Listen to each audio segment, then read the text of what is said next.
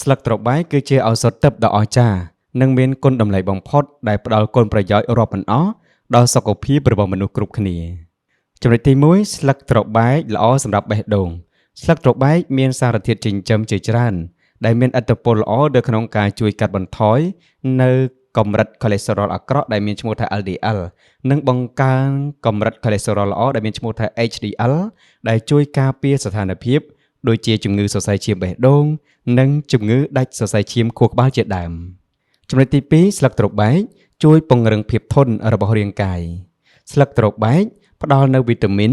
និងសារធាតុប្រឆាំងអុកស៊ីតកម្មជាច្រើនដែលសារធាតុទាំងអស់នេះមានប្រសិទ្ធភាពជួយពង្រឹងប្រព័ន្ធការពាររាងកាយរបស់បងដែលអាចជួយបណ្ដេញនូវមេរោគការពារការឆ្លងរោគនិងការពារនៅជំងឺដែលបង្កឡើងដោយពពួកបាក់តេរីផងដែរចំណុចទី3ស្លឹកត្របែកជួយគ្រប់គ្រងជាតិស្ករក្នុងឈាមទៀតផងស្លឹកត្របែកត្រូវបានគេរកឃើញថាគឺមានសមាសធាតុមួយយ៉ាងដែលមានសមត្ថភាពខ្ពស់ក្នុងការរារាំងសកម្មភាពរបស់អង់ស៊ីមដែលគេឲ្យឈ្មោះថា Alpha Glucosidase ដែលដំណើរការមួយនេះគឺជួយឲ្យការស្រូបយកជាតិស្ករនៅក្នុងឈាមត្រូវបានកាត់បន្ថយដូច្នេះជាតិស្ករក្នុងឈាមក៏ត្រូវបានរក្សានៅក្នុងកម្រិតមួយដែលមានស្ថិរភាពចំណុចទី4ស្លឹកត្របែកផ្ដល់អត្ថប្រយោជន៍ដល់ប្រព័ន្ធរំលាយអាហារស្លឹកត្របែកមានអង់ស៊ីមមួយយ៉ាងដែលអាចជួយបំបែកប្រូតេអ៊ីនបានយ៉ាងល្អបំផុតទៀតផងវាជួយឲ្យប្រព័ន្ធរំលាយអាហារដំណើរការកាន់តែមានប្រសិទ្ធភាពល្អដែលអាចធ្វើឲ្យការទទួលទានអាហារកាន់តែមានភាពល្អប្រសើរជាងមុនទៀតផងលើសពីនេះទៀតលក្ខណៈសម្បត្តិប្រឆាំងនឹងការរលាកនៃស្លឹកត្របែកក៏ជួយកាត់បន្ថយនៅអាការៈដំបៅដែលធ្វើឲ្យប្រសើរឡើងនៅបញ្ហាក្នុងក្រពះនិងអាចព្យាបាលនៃការហើមពោះជួយពង្រឹងប្រព័ន្ធរំលាយអាហារជាមួយនឹងការទល់លាមកថែមទៀតផងចំណុចទី5ស្លឹកត្របែកល្អសម្រាប់សុខភាពភ្នែកស្លឹកត្របែកត្រូវបានគេរកឃើញថាវាមានវីតាមីន A យ៉ាងច្រើនដែលវាអាចជួយកែលម្អសុខភាពភ្នែកការពារភ្នែកពីពន្លឺពណ៌ខៀវក៏ដូចជាពន្យឺតភាពចាស់នៃភ្នែកនិងការពារជំងឺភ្នែកឡើងបាយថែមទៀតផងក្រៅពីនេះការដែលប្រើប្រាស់ទឹកស្លឹកត្របែកជាប្រចាំនឹងជួយកាត់បន្ថយភាពអស់កម្លាំងនៃភ្នែកនិងអាចជួយព្យាបាលភ្នែកស្ងួតបានថែមទៀតផងចំណុចទី6ស្លឹកត្របែកគឺជាឱសថព្យាបាលជំងឺក្អកនិងផ្ដាសាយវីតាមីន A និងជាតិដែកដែលមាននៅក្នុងស្លឹកត្របែកគាត់ទាំងអស់នឹងមានប្រសិទ្ធភាពខ្ពស់នៅក្នុងការព្យាបាលជំងឺក្អកនិងជំងឺផ្ដាសាយបានយ៉ាងមានប្រសិទ្ធភាពទៀតផងការដែលប្រើប្រាស់ទឹកស្លឹកត្របែកគឺជាវិធីមួយដើម្បីកម្ចាត់ស្លេសនៅក្នុងបំពង់កសម្អាតផ្លូវដង្ហើមនិងសួតរបស់មនុស្សបានថែមទៀតផងចំណុចទី7ស្លឹកត្របែកជួយព្យាបាលជំងឺមាត់ធ្មេញទឹកស្លឹកត្របែកក៏មានប្រយោជន៍មួយផ្សេងទៀតផងដែរគឺការធ្វើឲ្យធ្មេញនិងមាត់មានសុខភាពល្អស្លឹករុក្ខជាតិមួយប្រភេទនេះមានសារធាតុសកម្មដែលគេឲ្យឈ្មោះថា addugen ដែលជួយរឹតបន្តឹងឬធ្មេញរបស់មនុស្សលើសតែពីនេះវាក៏ជួយកាត់បន្ថយការឈឺចាប់ធ្មេញផងដែរដោយបងអាចយកស្លឹកត្របែកស្រស់មកបុកហើយលាបនៅត្រង់កន្លែងដែលអញ្ចាញធ្មេញហើមឬក៏ឈឺនោះបានដើម្បីប្រើប្រាស់ស្លឹកត្របែកឲ្យបានត្រឹមត្រូវសូមបងជ្រើសរើសយកស្លឹកត្របែកណាដែលមានសុខភាពល្អមិនត្រូវបានវាប្រហារដោយសត្វល្អិតបន្ទាប់មកទៀតបងអាចហាលឲ្យស្ងួតល្អនិងអាចយកទៅឆុងជាមួយនឹងទឹកក្តៅធ្វើដូចជាទឹកតែបានផងដែរហើយការប្រើម្ដងយកតែ5ឬក៏6សន្លឹកតែប៉ុណ្ណោះដាក់ចូលទៅកាន់ឆ្នាំងដែលមានទឹកពុះបងត្រូវដាំរហូតដល់ពុះរហូតដល់ទឹកថយមកនៅត្រឹមតែ 1/3 នៃបរិមាណទឹកដើមបន្ទាប់មកបិទចង្ក្រានហើយទុកឲ្យត្រជាក់បន្ទាប់មកបងអាចញ៉ាំ2ដងក្នុងមួយថ្ងៃដើម្បីធ្វើឲ្យកាន់តែងាយស្រួលទៀតនោះបងអាចដាក់ស្លឹកត្របែកស្ងួតនៅក្នុងពែងមួយរួចចាក់ទឹកក្តៅប្រហែល250មីលីលីត្រហើយត្រាំរយៈពេល10នាទីដែលបងអាចញ៉ាំបាននៅពេលថ្ងៃបានបងក៏អាចយកស្លឹកត្របែកស្រស់មកដាំទឹកញ៉ាំដោយយកស្លឹក5ទៅ10សន្លឹកដាក់ទៅក្នុងឆ្នាំងទឹកប្រហែល50មីលីលីត្ររួចដាំឲ្យពុះនិងត្រូវដាក់លើភ្លើងបើកតិចៗប្រហែល10នាទីបន្ទាប់មកទុកឲ្យត្រជាក់ល្មមដែលបងអាចទទួលទានបានក៏ប៉ុន្តែបងត្រូវចំណាំដែរថាបងគួរតែញ៉ាំ1ឬក៏2កែវតែប៉ុណ្ណោះក្នុងមួយថ្ងៃនិងត្រូវញ៉ាំក្រោយពេលដែលញ៉ាំអាហាររួចម្យ៉ាងទៀតបើទោះបីជាស្លឹកត្របែកមានប្រយោជន៍ច្រើនមែនក៏ប៉ុន្តែបងក៏ត្រូវពិគ្រោះយោបល់ជាមួយនឹងគ្រូពេទ្យជំនាញដើម្បីទទួលបានការណែនាំត្រឹមត្រូវមុននឹងបងប្រើប្រាស់ស្លឹកត្របែកឲ្យបានត្រឹមត្រូវតាមក្បួនតាមខ្នាតស្លឹកត្របែកមានអត្ថប្រយោជន៍ខ្ពស់សម្រាប់សុខភាពដូច្នេះបងសាកល្បងទៅប្រើជាមួយនឹងស្លឹកត្របែកបែបធម្មជាតិអត់ពិបាកទេដើមត្របែកដែលបងដាំនៅតាមផ្ទះមិនថាត្របែកធម្មតាឬក៏ត្របែកគីឡូទេឲ្យតែប្រភេទ តបែកតែសូមបញ្ជាក់ថាមិនជ្រើសរើសយកប្រភេទស្លឹកតបែកដែលបាញ់ជាតិគីមីទេណាសូមយកតែស្លឹកតបែកធម្មជាតិអញ្ចឹងបងបេះស្លឹកតបែក 3-4 ស្លឹកមកហើយលាងទឹកឲ្យស្អាតហើយដាក់ចូលទៅកាន់ឆ្នាំងដាំទឹកបាទឬក៏កសៀវទឹកបាទដែលបងដាំមិនថាដាំអគ្គិសនីឬក៏ដាំមួយអស់មួយខ្ជុងទេប្រើបានដូចគ្នាហើយដាក់ទឹកសមល្មមហើយបងដាំឲ្យពុះក្នុងនេះអាចនិយាយបានថាបងដាំកម្រិតធ្វើយ៉ាងណាឲ្យទឹកហ្នឹងគឺតិចឧទាហរណ៍ថាទឹកបងដាក់ពេញអញ្ចឹងទៅបងរងាស់បន្តិចដើម្បីឲ្យទឹកហ្នឹងនៅ1/3នៃទឹកដើមពីមុនណាដូចចាស់លោកថាដាំទឹក3យកទឹក1បាទអញ្ចឹងបងអាចដាំអញ្ចឹងទៅហើយបងសិតចេញមកហើយយកទុកឲ្យត្រជាក់បន្តិចសូមបងពិសាមួយថ្ងៃ2 ដង 3 ដងប៉ុន្តែសូមពិសាក្រោយពេលអាហារបាទកុំពិសាច្រើនពេកណាបាទហើយសូមបញ្ជាក់ថា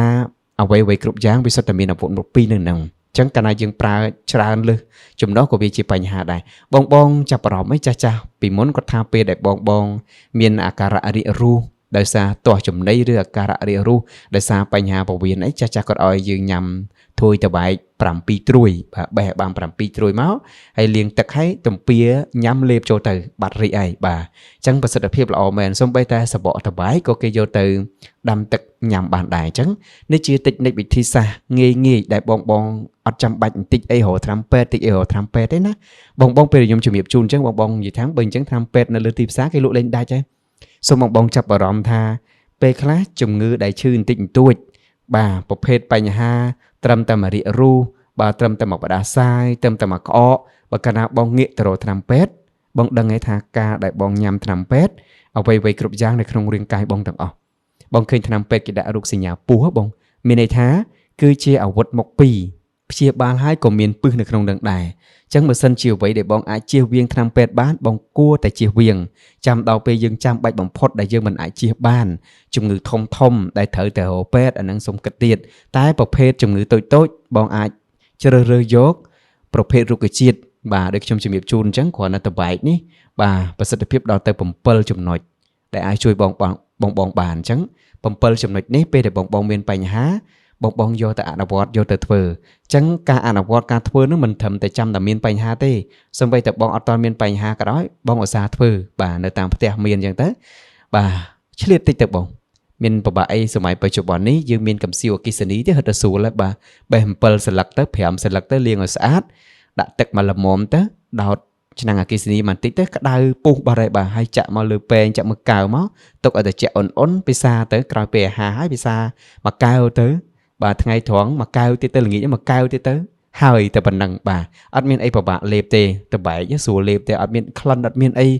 ដែលធ្វើឲ្យប៉ះពាល់ដល់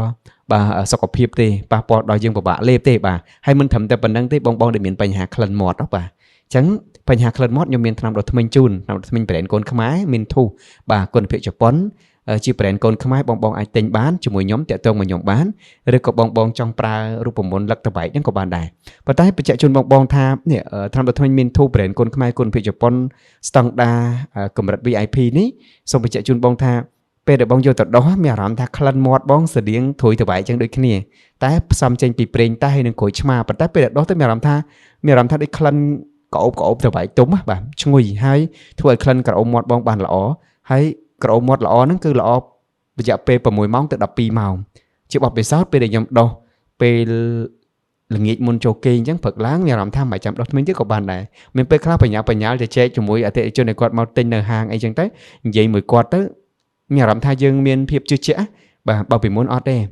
ធម្មតាពេលយើងគេងលក់ហើយមកយប់ហើយព្រឹកឡើងអត់ដោះថ្មិញទៅនិយាយមួយគេណាហ៊ានបាទប៉ុន្តែឥឡូវនេះអស់កង្វល់ហើយជាមួយនឹងថ្នាំដុសថ្មិញមានធូសប្រេងគុណខ្មែរគុណភាពជប៉ុនសូមជម្រាបជូនបងសម្រាប់បងដែលចង់បោះដុំយកទៅលក់បន្តឥឡូវនេះខ្ញុំក៏មានការរៀបចំកញ្ចប់បោះដុំជូនបងដែរមានធូសនេះបើសិនជាបងបោះដុំយកទៅលក់បន្តបងឆ្នៃតម្លៃនៅលើទីផ្សារលក់បានស្រួលឥឡូវនេះខ្ញុំរៀបចំជាកញ្ចប់អញ្ចឹងបើសិនជាបងទិញ1 ឡូខ្ញុំគិតជូនបងក្នុងមួយទីប$3បាទអញ្ចឹងបងឆ្នៃយកទៅលក់បានហើយបើសិនជាបងទិញ24 ទីបបាទ24 ទីបវាស្មើនឹង2 ឡូខ្ញុំគិតជូនបងត្រឹមតែ$2.50 សេនទេបាទហើយបើសិនជាបងយកដល់ទៅមួយកេះនេះគឺ72 ទីបបាទខ្ញុំគិតជូនបងត្រឹមតែ1ទីប$2ទេ